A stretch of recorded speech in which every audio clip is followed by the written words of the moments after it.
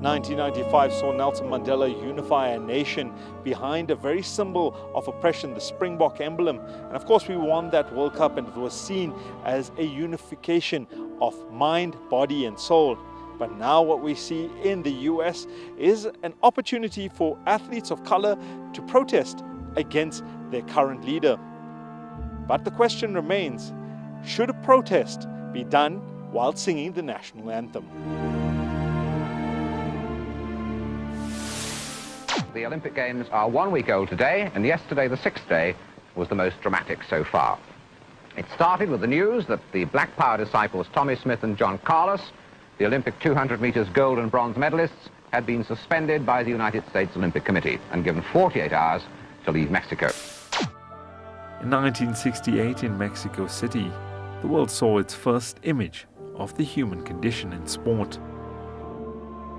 Two African-American athletes, Tommy Smith and John Carlos, during their medal ceremony, did the unthinkable.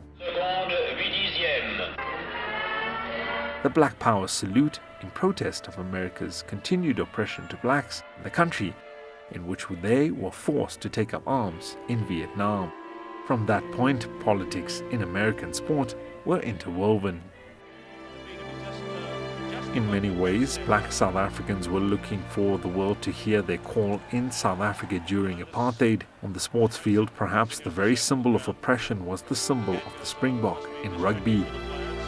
Together with the continued pressure placed inside the country by those fighting for equal rights, sports took center stage.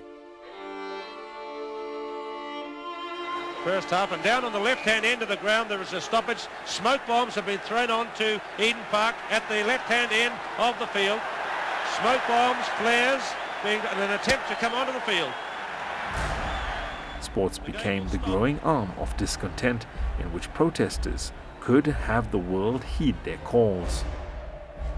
This is perhaps no more symbolic than the flower bomb test in 1981 when the Springboks took on the All Blacks.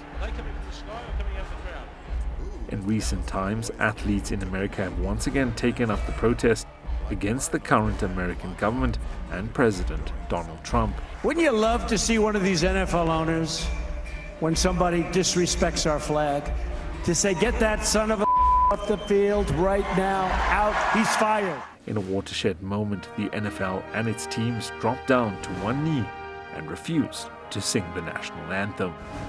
Recent data suggests that while some struggle under Donald Trump, a large portion of Americans believe that dropping on one knee isn't right. Two national surveys with vigorous methodologies show Americans are opposed to kneeling during the national anthem. This has nothing to do with race.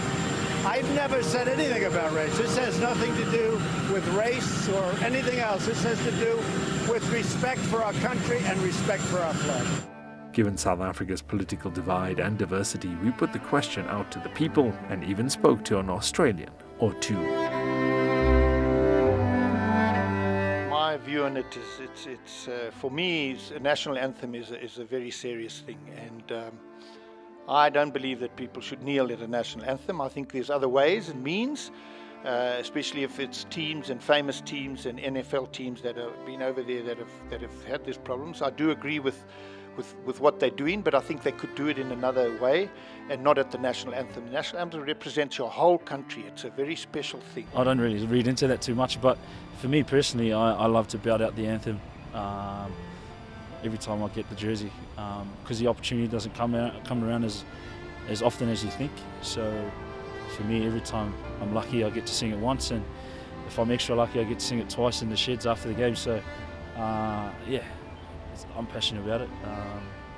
I don't know what the Americans are doing. It's good to see players that have made it taking a stand for the generation to come after them. It's a right summary to say there isn't enough players of color within our national teams. It's the right summary of the situation.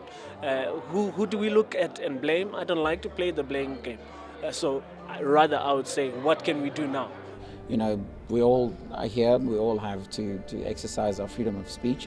The idea of freedom of speech is to be responsible with it and to make sure that in the process of exercising your freedom of speech, you're not encroaching on other people's freedoms, you know, be it freedom to be safe and sound from you when you're angry, or, you know, freedom to also be able to voice what it is that they feel.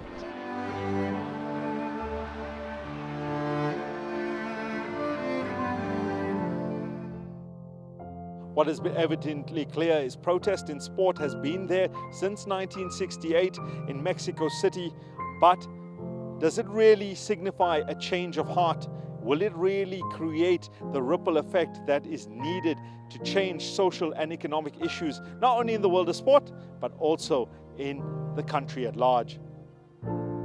I'm Pashkar Moodliar for ANN7, the Union Building.